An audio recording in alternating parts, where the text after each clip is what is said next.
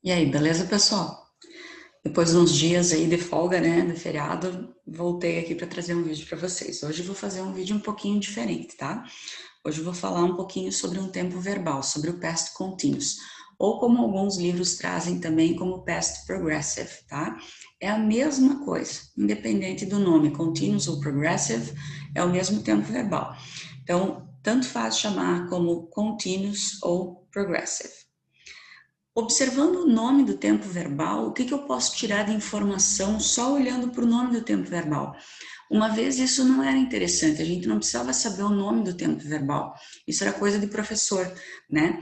Mas de uns anos para cá, os vestibulares, até mesmo o Enem, eles têm cobrado, ou provas de concurso, por exemplo, eles colocam uma frase e pedem para você assinalar em que tempo verbal está essa frase. Então, através da estrutura da frase, você tem que deduzir ou tem que responder qual é o tempo verbal. Então, como que você consegue identificar o tempo verbal de uma frase em inglês? Qual é a estrutura dela? Ou através do nome do tempo verbal, o que você consegue, né, deduzir? Como que vai ser a estrutura dessa frase? Então, vamos analisar um pouquinho o nome do tempo verbal. Se eu tenho a palavra continuous ou progressive, isso indica que a minha ação ela vai ter uma continuidade. Ela estará, ou ela estava, ou ela está em progresso. Esse progresso, essa continuidade, ela é indicada em inglês pelo uso do ing, que é o gerúndio, né? O nosso ando, endo, indo. Então, o ing não tem só essa função no inglês, ele tem várias funções, tá?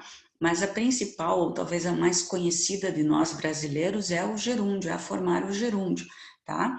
Então, se eu tenho no nome do tempo verbal a palavra continuous ou progressive, eu tenho obrigatoriamente que ter um verbo com ing nesse tempo. Se eu tenho um verbo com ing, esse verbo não pode ser o auxiliar, esse verbo vai ser o verbo principal, e provavelmente eu tenho que ter outro verbo como auxiliar.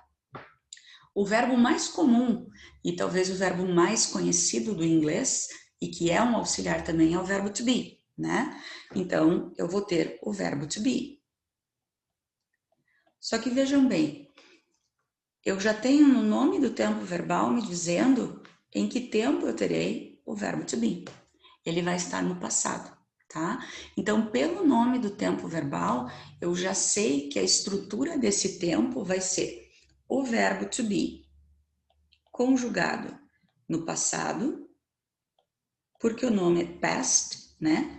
Mais qualquer verbo obrigatoriamente com ing, porque eu tenho a palavra progressive ou continuous. Então, essa é a estrutura do past continuous ou do past progressive. O verbo to be no passado, mais um verbo com ing. Então, vamos em frente. Aqui eu coloquei para vocês, então, a conjugação do verbo to be no passado, para quem não lembra, né, que a gente tem o was, you were, lembrando que para usar o past continuous, eu vou considerar o verbo to be como o sentido de estar. Eu sei que o verbo to be também é ser, né? Ele equivale aos dois verbos do português, ser e estar. Mas para usar ele no past continuous ou no past progressive, ele vai ser apenas o verbo estar, porque eu vou dizer eu estava fazendo tal coisa, nós estávamos assistindo televisão. Então, nesse tempo, eu vou usar exclusivamente o verbo com o sentido de estar.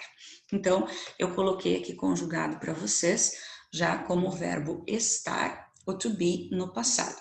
Então, eu tenho I was, eu estava, you were, você estava, he was, ele estava, she was, ela estava, it was, ele ou ela neutro, né, para objetos e animais, ele ou ela estava, we were, nós estávamos, you were, vocês estavam, e they were, eles ou elas estavam. Não vou entrar aqui agora na parte dos pronomes sujeito, uma hora eu faço um vídeo também sobre isso daí, tá? Então, conjugação do verbo to be no passado, tenho duas formas, was e were, conforme o sujeito, eu tenho que saber qual que é a conjugação, tá? E lembrando que ele vai ser apenas estar nesse tempo verbal. Na próxima telinha, então, eu tenho aqui para vocês 3 frases estruturadas com esse tempo verbal. Primeira, I was watching TV last night. Então, o que eu estou dizendo? Eu estava assistindo televisão noite passada, ontem à noite, last night. Então, eu estava assistindo. Tradução literal. É difícil a gente ter essa tradução literal, né? Palavrinha por palavrinha. Mais avançados, a gente vê que é difícil a gente traduzir assim. Mas como past continuous ou past progressive, a gente consegue traduzir literalmente. Então, I was watching. Eu estava assistindo. She was sleeping at 6 a.m. Ela estava dormindo às 6 da manhã. So, she was sleeping. Ela estava dormindo. They were having lunch at 12 o'clock. Eles estavam almoçando às 12 horas, ao meio-dia. Were having. Estavam having lunch. Were having lunch. Estavam almoçando. Então, é bem tranquilo para usar esse tempo verbal. Uso o was e o were, conforme o sujeito que eu tenho, mais um verbo com ing. Aqui, para eu passar, eu sempre friso muito que se você quer aprender inglês, se você quer saber inglês corretamente, você tem que saber os auxiliares, tá? Auxiliar, para mim, é metade do caminho andado. Se você sabe passar uma frase, qualquer frase do inglês, para forma negativa e para forma interrogativa, você sabe inglês. Basicamente, você sabe trabalhar com auxiliares, né? Como aqui nesse tempo a gente trabalha com o verbo to be no passado, o verbo to be é auxiliar no passado também, assim como ele é no presente. Então, se eu quiser fazer essa frase na negativa e na interrogativa, eu só vou trabalhar com o verbo to be, com o was e com o were. Então, o que eu vou fazer aqui? I was watching TV last night. Eu estava assistindo TV ontem à noite. Se eu quiser falar, não, eu não estava assistindo TV ontem à noite, a única coisa que eu vou fazer é colocar o not junto com o was. Eu vou fazer a forma contracta.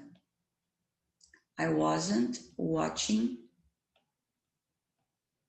TV last night.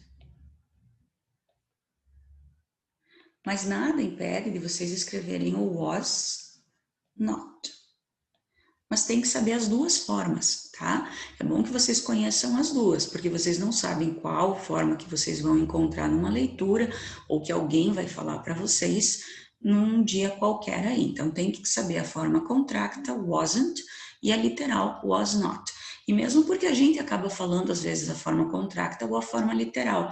Não é uma coisa que você diz, eu vou usar só a forma contracta, né? Então, isso é uma coisa que a gente também, às vezes, troca. She was sleeping at 7 a.m. Então, se eu quiser falar, não, ela não estava dormindo às 6 da manhã. Só vou novamente colocar. She wasn't sleeping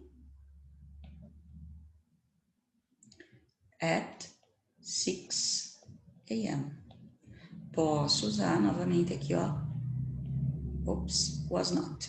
Ok? Sem problema nenhum. Mesma coisa vai valer para o were.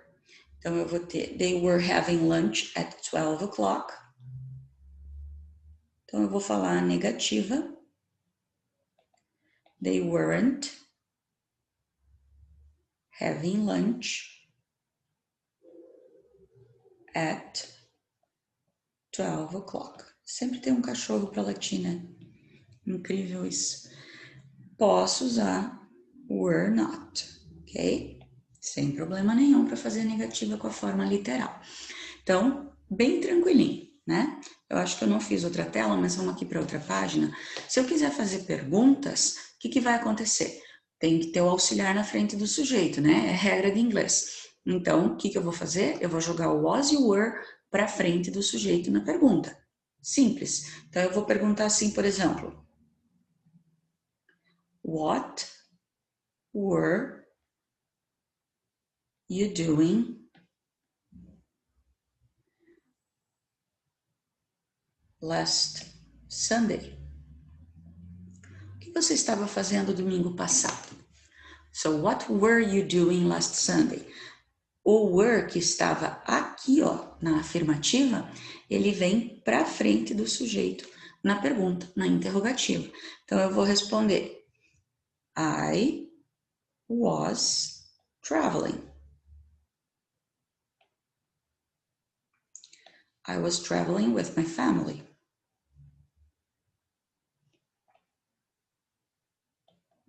Eu estava viajando com a minha família.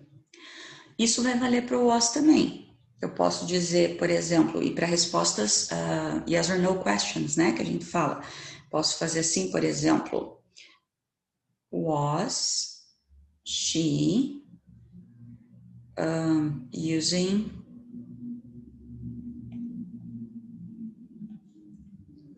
the computer? Bem simplesinho, só para a gente pegar de modelo, né? Was she using the computer? Posso dizer, no, she wasn't. She was using her cell phone.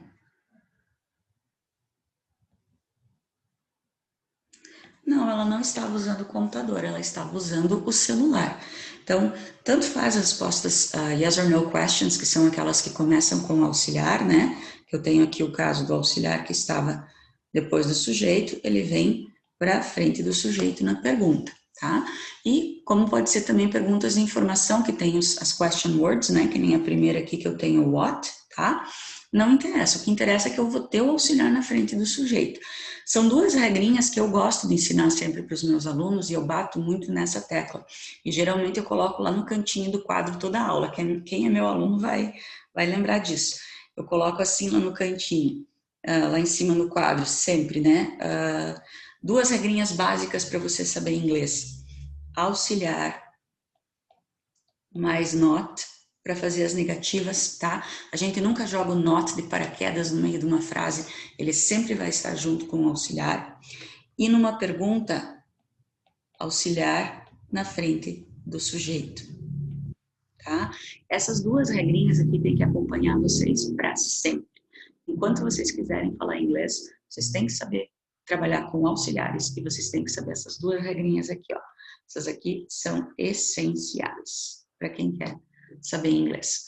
Eu ainda vou voltar com o past continuous e o past progressive, que é a mesma coisa, tá? Com mais exemplos, de repente uma atividade, alguma coisa para vocês.